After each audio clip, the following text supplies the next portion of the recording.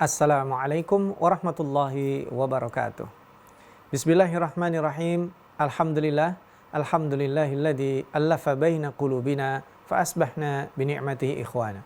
Fallahumma shalli wa sallim wa barik ala nabiyyina Muhammadinil Mustafa wa ala alihi wa ashabihi wa man ittaba'al huda. Amma ba'd. Para pemirsa TV-mu yang berbahagia, alhamdulillah dengan izin Allah kembali kita berjumpa dalam keadaan sehat walafiat. Mudah-mudahan kesehatan kita ini menjadi saksi baik di hadapan Allah Subhanahu wa taala, bisa kita gunakan untuk hal-hal baik yang diridhoinya. Kita bertemu kembali dalam serial Tafsir Al-Azhar, dan pada episode yang ke-90 insyaallah kita akan membersamai Buya Hamka dalam karya monumental beliau, yaitu Tafsir Al-Azhar, menadaburi di ayat-ayat surat Ali Imran. InsyaAllah kita tadaburi pada kesempatan kali ini, yaitu ayat 118, 119, dan 120. Mohon izin seperti biasa saya akan bacakan 3 ayat ini. A'udzu billahi minasyaitonir rajim. Ya ayyuhalladzina amanu la tattakhidhu bitanatan min dunikum la ya'lunakum khabala.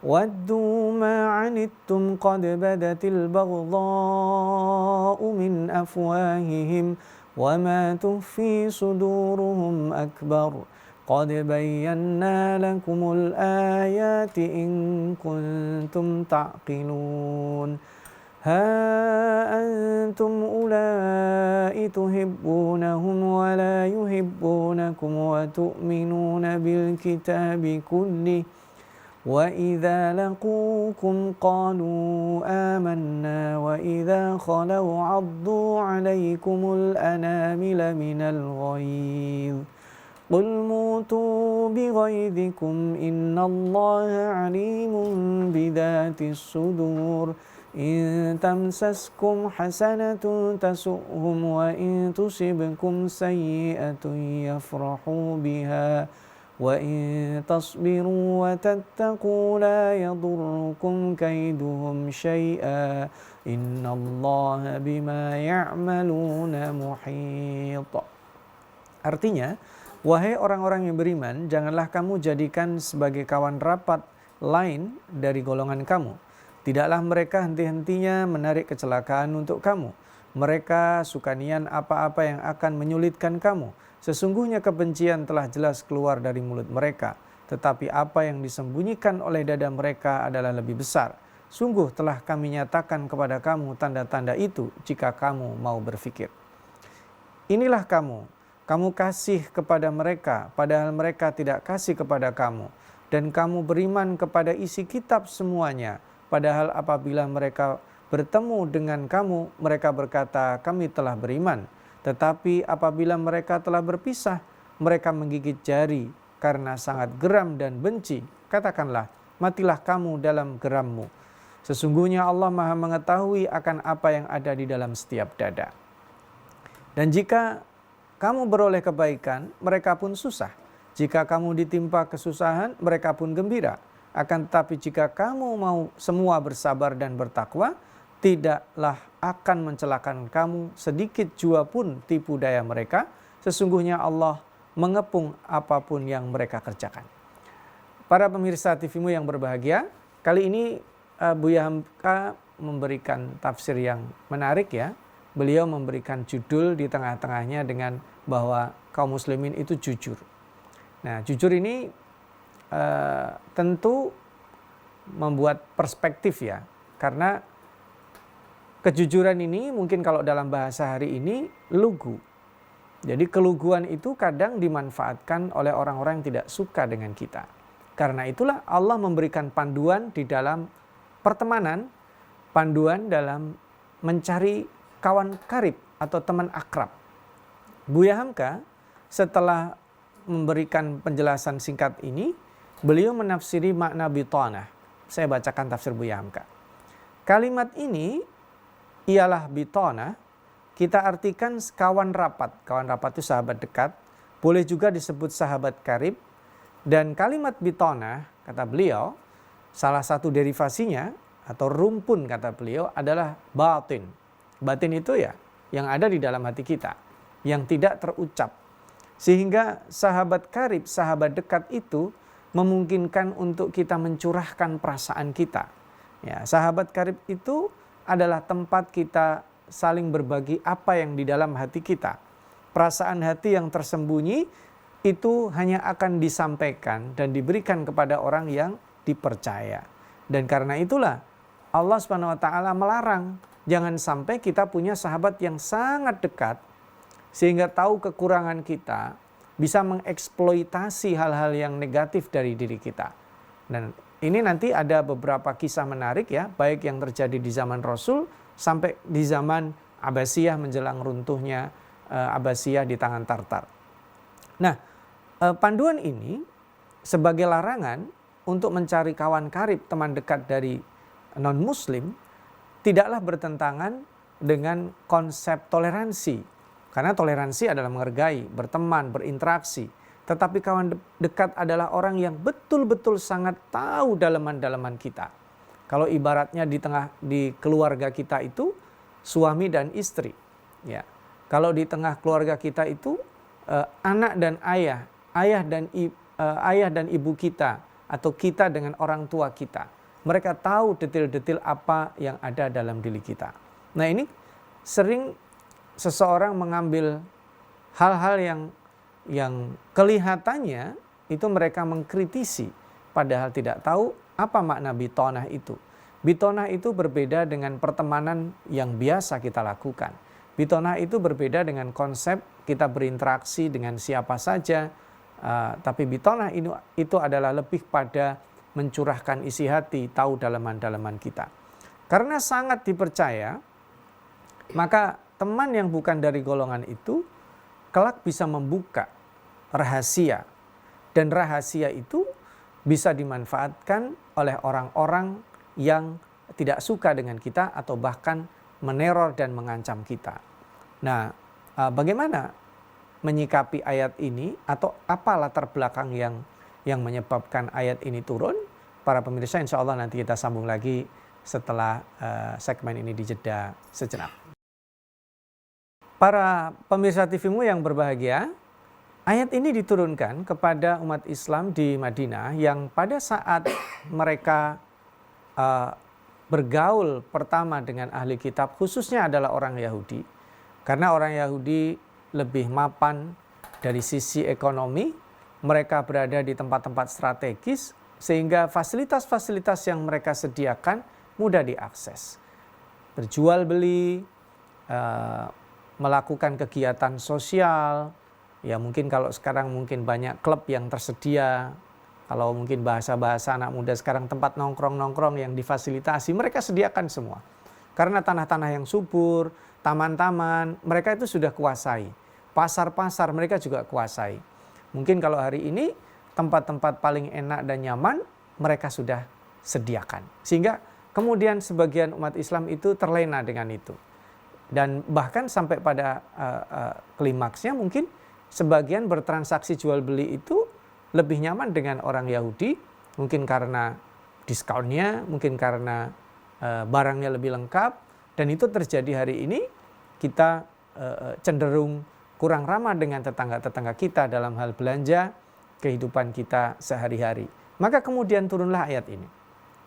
Yang sekaligus juga memberikan panduan bagaimana sebaiknya berinteraksi. Karena dari interaksi yang intens tadi, kemudian muncul pertemanan yang akrab. Karena kan intensitas kita berjumpa, kayak misalnya saya sholat di musola atau masjid. Setiap hari bertemu pasti dong, tidak mungkin bercakap-cakap.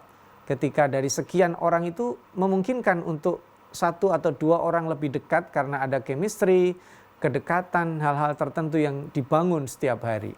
Nah, carilah orang-orang yang diajak bicara dari hati ke hati. Orang yang mengetahui rahasia kita adalah orang betul-betul yang beriman, orang yang betul-betul menjaga dan orang yang betul-betul beramanah. Dan ini Rasulullah SAW diberikan panduan karena nanti ayat berikutnya juga diturunkan karena Rasulullah SAW dalam tanda kutip sangat baik sekali dengan orang Yahudi begitu beliau datang ke kota Yasrib atau kota Madinah. Maka siang malam orang-orang Yahudi yang dibaiki itu ternyata tidak melunakkan, tidak menyebabkan mereka simpati dan membalas kebaikan itu dengan hal-hal yang baik, tapi justru sebaliknya mereka merencanakan atau punya siasat apa yang buruk, terutama terhadap Nabi Muhammad SAW. Maka dikatakan di sini, la ya'lunakum khabala waddu ma anittum qad badatil baghdha'u min afwahihim. Jadi dari ungkapan mereka meremehkan, ya, meremehkan terutama adalah orang-orang muhajirin. Jadi ungkapan-ungkapan yang mereka munculkan itu mengisyaratkan atau menandakan superioritas mereka, dan itu seharusnya cukup untuk kita tidak berteman akrab dengan mereka. Nah, sekali lagi kata-kata teman akrab ini berbeda dengan interaksi hari-hari. Jika kita jual beli, no problem. Jika kita menyapa, berbuat baik, no problem. Itu adalah bab muamalah atau toleransi. Tetapi sekali lagi, jika sampai dijadikan pertemanan yang sangat dekat, maka Allah menegurnya. Nah, bukti-bukti menjelaskan supaya pertemanan itu hati-hati, karena kalau hal-hal yang ditumpahkan dari hati ke hati, kita nggak bisa ngerem. Orang kalau sudah curhat, tidak akan bisa ngerem. Biasanya orang kalau sudah curhat terus, cocok terus dilanjutkan.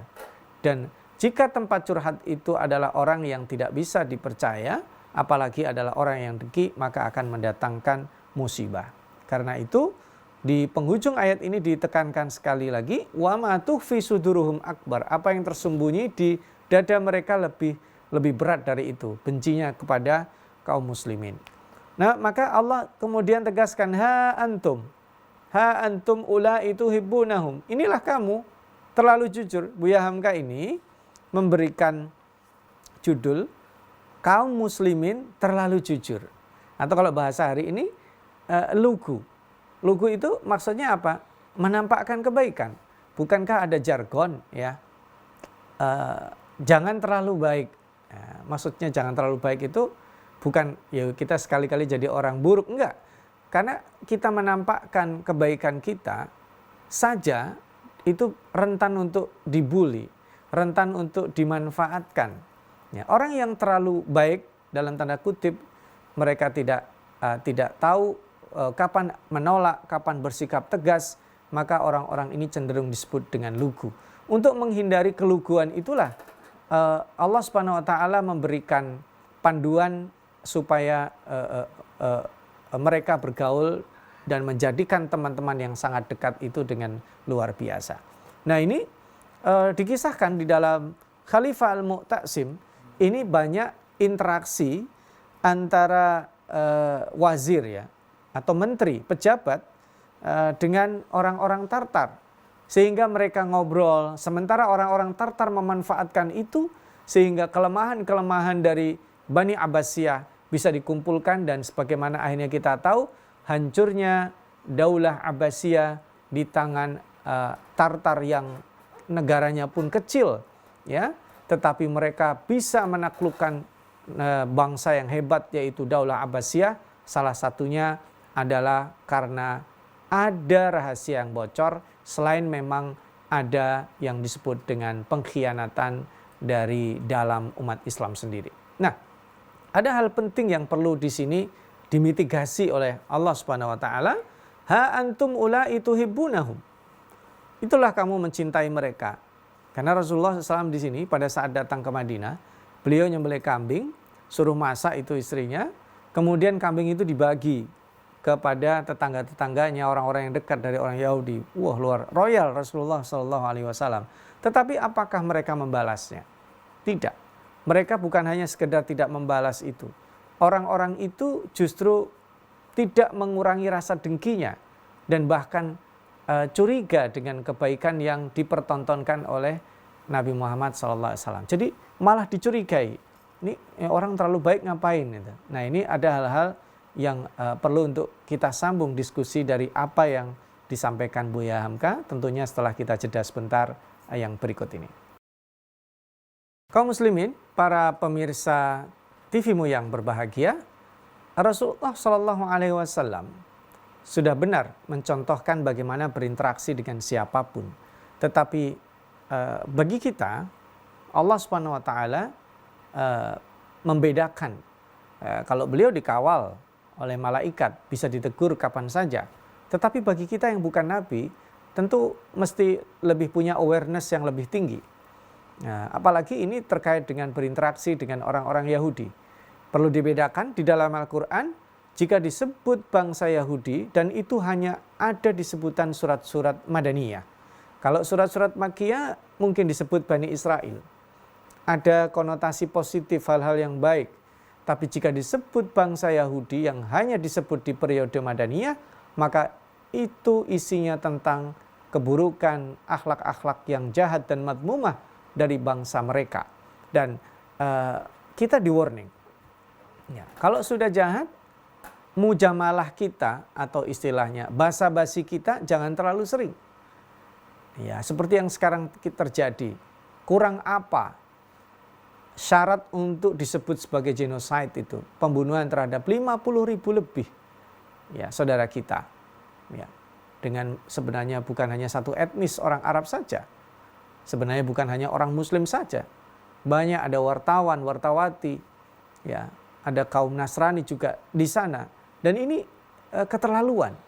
Kalau kita masih mujamalah, masih basa-basi dengan mereka, sudah tidak berperi kemanusiaan. Sudah ada kezaliman, sudah musuhnya nyata. Yang terlihat saja, makanya yang terlihat melalui mulut dan sikap mereka itu jelas. Wa ma tukhfi suduruhum akbar. Maka yang tersembunyi di dalam dada mereka tentu lebih besar. Maka hari ini yang namanya toleransi itu ada makamnya, ada tempatnya. Akankah kita mentoleransi orang yang telah membunuh 50.000 lebih anak-anak dan perempuan sebagian besarnya?